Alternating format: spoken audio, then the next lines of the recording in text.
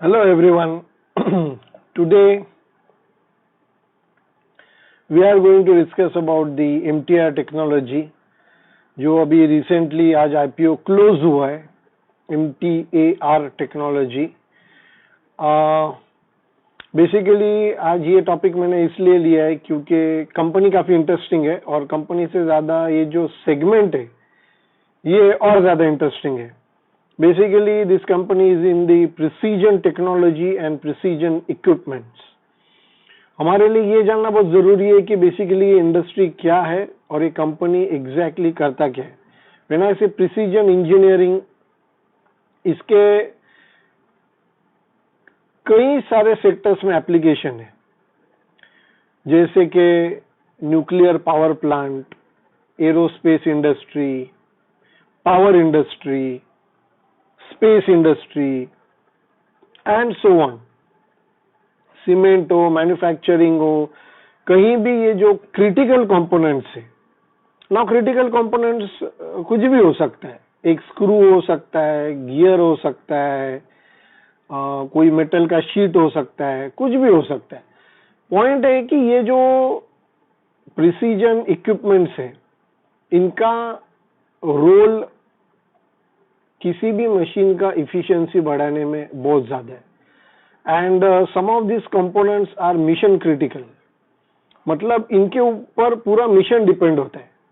जैसे कि कोई एक रॉकेट है, वो हमने लॉन्च किया है और कहीं अगर एक स्क्रू भी अगर उसमें कोई कमी आ जाए या एक स्क्रू भी अगर ढीला हो जाए कहीं का, तो पूरा रॉकेट ब्लास्ट होके पूरा मिशन फेल हो सकता है। तो ये टाइप के जो कंपोनेंट्स है, दिखने में भले छोटे हो, स्क्रू है, कहीं नट बोल्ट है, कोई एक शायद आपको लगेगा एक मेटल का सिर्फ एक छोटा सा पार्ट है, but these components are mission critical और ये कंपनी इन्हीं कंपोनेंट्स में है। कंपनी के बारे में कहा जाए तो आई थिंक काफी वीडियोस इसके ऊपर आ चुके हैं। Mostly company is into this precision equipments. ISRO को सर्व करती है डीआरडीओ, इसरो और यूएस का एक कंपनी है ब्लूम एनर्जी। ये 3-4 इसके बड़े क्लाइंट्स है and majority of the revenue around 80% comes from these 3-4 major companies. Apart from that जो मैंने रेड हेयरिंग प्रोस्पेक्टस है इसका, उससे मैं थोड़ा गो थ्रू किया है। 500 पेज का प्रोस्पेक्टस है, तो मैं पूरा डिटेल में तो जा नहीं सका, बट ओवरऑल मैंने I had one overlook through. From that I came to know certain things, वही मैं डिस्कस करने जा रहा हूँ। पॉइंट है कंपनी का, एक बात तो मैं आपको बता दूं कि कंपनी का जो अभी ये जो फाइनेंशियल स्टेटमेंट है, ये आपके सामने फाइनेंशियल स्टेटमेंट है अभी। तो फाइनेंशियल स्टेटमेंट्स को अगर देखा जाए तो कंपनी का ग्रोथ पिछले 2-3 साल में ठीक है, I mean it is okay, but it is very likely that the company will trade at a higher valuation, क्योंकि कंपनी का ऐसा कोई कॉम्पिटिटर है नहीं। ऐसा नहीं है कि कॉम्पिटिटर्स नहीं है, there are companies which are in the precision engineering, but listed segment में काफी कम है। और so far as this client base is concern, like ISRO, DRDO, Bloom Energy और Nuclear Power Corporation of India, ऐसे जो क्रिटिकल टेक्नोलॉजीज में प्रिसीजन कंपोनेंट्स को सप्लाई करना, मतलब इन्होंने अपने अराउंड एक व्हाट वी कॉल एक मोट जो रहता है वो बना लिया है in Warren Buffett's language, and kind of very well known company in this segment. इसलिए फिलहाल अगर मैं देखूं तो प्राइस बैंड आई थिंक 526 है, कुछ 526 to 527 कुछ प्राइस बैंड है। और इसका हाफ ईयरली ईपीएस आज के डेट में कुछ 7 रुपए 15 पैसे के आसपास है। तो हम लोग अगर ईयरली ईपीएस 15 रुपए भी पकड़े इस साल का मार्च तक, चलो इसका 15 रुपए पकड़ते ईपीएस अर्निंग पर शेयर, तो भी वैल्यूएशन जो अगर करंट जो सब्सक्रिप्शन के लिए ओपन किया है, the valuation turns out to be at a price to earning ratio of conservatively 35 to 40 price to earning ratio में इन्होंने सब्सक्रिप्शन ओपन किया है। ठीक है, but on a listing day it will gain, definitely it will gain and it will trade at higher price to earning ratio. अभी कितना price to earning ratio पे trade करेगा वो तो कहना मुश्किल है. I mean that much I can't predict that much accurately, but high price to earning ratio पे ट्रेड होगा. पॉइंट ये है कि कंपनी आने वाले समय में अपना क्लाइंट बेस डाइवर्सिफाई करने की तरफ कुछ एफर्ट्स लेते हैं या नहीं, ये बहुत ही एक इम्पोर्टेंट पैरामीटर रहेगा वैल्यूएशन में. अगर ऐसा कोई भी न्यूज मार्केट में आता है that company is diversifying into any other sectors और it is diversifying its client base और कोई बड़ा मेजर क्लाइंट इनसे जुड़ता है, डेफिनेटली कंपनी का वैल्यूएशन ज्यादा होगा. ऑफ कोर्स कंपनी सेफ है, कंपनी हाई वैल्यूएशन पे ही ट्रेड होगा क्योंकि सेक्टर ही ऐसा है. Let's try to discuss more about the precision engineering sector. ये एक ग्रोथ प्रोजेक्शन ड्राफ्ट प्रॉस्पेक्टस में दिया हुआ है कि ओवरऑल इंडिया में प्रिसीजन इंजीनियरिंग का क्या प्रोजेक्शन है. तो इन्होंने पिछले कुछ साल और 2025 तक का प्रोजेक्शन दिया है.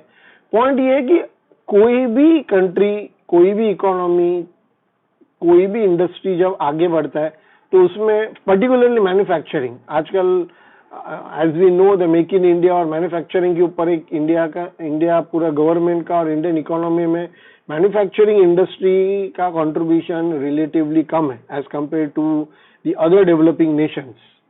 तो इसके ऊपर काफी फोकस है और ये एम्प्लॉयमेंट जनरेशन में भी एक इम्पॉर्टेंट रोल प्ले करते हैं manufacturing industry. So in that context अगर ये कंपनी को देखा जाए तो this company can do very well in coming years. More importantly ये जो सेक्टर है, अगर आपका manufacturing industry, weather it is electronics, weather it is cement, weather it is power plants, weather it is railways, metro train, कोई भी हो, construction, flyovers, road, कहीं भी प्रिसीजन इक्विपमेंट्स लगने ही वाले, क्योंकि आपको जब भी एक्यूरेसी चाहिए, इफिशिएंट, इफेक्टिव, अगर आपको कोई भी स्ट्रक्चर बनाना है, कोई भी मशीन बनाना है, तो you need precision engineering equipments, precision engineering tools. उसके बिना आप बना ही नहीं सकते हो, whether it is car, truck, plane, spacecraft, anything.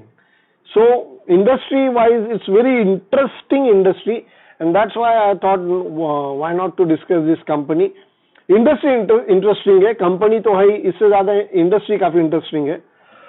Point out और एक बात कहना चाहूंगा, फ्यूल सेल टेक्नोलॉजी इनका में भी ये कंपनी है ना. What is fuel cell? ये एक completely new way of generating electricity. Fuel cell, उसमें इलेक्ट्रोलाइट को यूज करके इलेक्ट्रिसिटी जनरेशन होता है. इन्वायरमेंटल फ्रेंडली टेक्नोलॉजी है, इसलिए futuristic source of energy could be this fuel cell technology. और इसके ऊपर काफी इंडिया में टाटा, रिलायंस जैसी कंपनीज भी इसके अंदर काम कर रही है. हाइड्रोजन फ्यूल सेल आपने सुना होगा कि काफी ये टेक्नोलॉजी को डेवलप करने का ट्राई किया जा रहा है.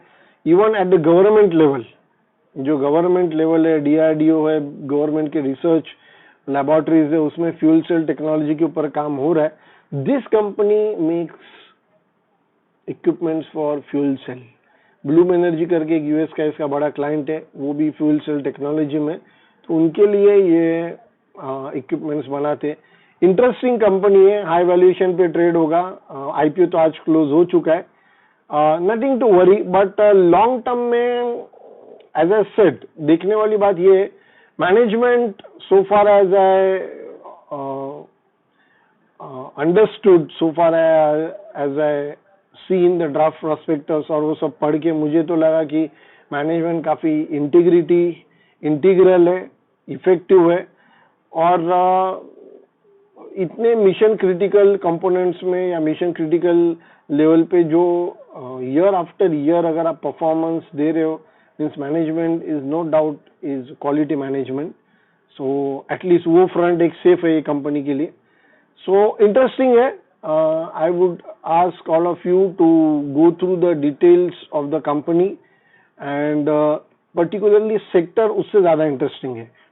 कि सेक्टोरल, ये सेक्टर जो है ये ब्रॉड इंडस्ट्रियल डेवलपमेंट को सपोर्ट करने वाला सेक्टर है। कोई भी इंडस्ट्री अगर डेवलप होता है तो उसमें प्रिसीजन इंजीनियरिंग टूल्स और प्रिसीजन ये जो टूल्स है, टेक्नोलॉजी, ये लगता ही है, weather it is textile, cement, क्योंकि ये हाई परफॉर्मिंग इक्विपमेंट्स होते हैं। फॉर एग्जांपल जैसे कि न्यूक्लियर पावर प्लांट है, न्यूक्लियर पावर प्लांट में टेम्परेचर समझो बहुत ज्यादा टेम्परेचर चला गया, 5000 डिग्री सेल्सियस या जो भी है, मतलब मैं सिर्फ आपको एक एग्जांपल दे रहा हूँ। 5000 डिग्री सेल्सियस पे अगर कोई कंपोनेंट को, मतलब आपको ऐसे हाई टेम्परेचर में अगर कुछ परफॉर्म कर रहा है तो obviously you need a very high performing components in terms of temperature and in terms of efficiency. तो इस टाइप के कंपोनेंट ये बनाते। सो इंटरेस्टिंग है, हाई वैल्यूएशन पे ट्रेड होगा ये भी पक्का है, but that high valuation would be justified. ये हाई वैल्यूएशन तभी जस्टिफाइड होगा जब ये कंपनी खुद का क्लाइंट बेस थोड़ा डाइवर्सिफाई करता है, क्योंकि 80 to 85% of the revenue is coming from only 3-4 clients, and that too उसमें DRDO, ISRO, Nuclear Power Corporation of India से 2-3 बड़े क्लाइंट हैं, ब्लूम एनर्जी।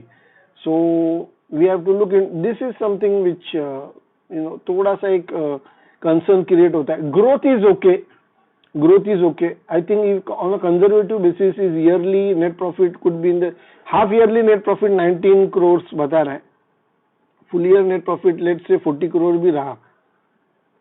Then also अभी price to earning ratio इन्होंने 35 to 40 कोट किया है, तो let's see high price to 50, I think 50 to 60 price to earning ratio इसका आराम से होगा, तो मतलब एक जस्ट जजमेंट है, आराम से।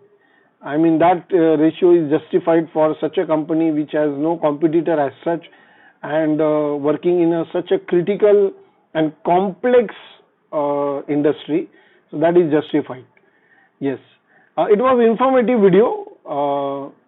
I would come up with some more interesting companies like this, and henceforth I also try to cover interesting company in the IPO segment. Thank you everyone for watching this video, and do share this video जिनको आपको लगता है जरूरी है, interesting है, जो लोग ऐसे एरिया में इंटरेस्ट रखते हैं उनसे शेयर कीजिए, and subscribe the channel for new updates. Thank you.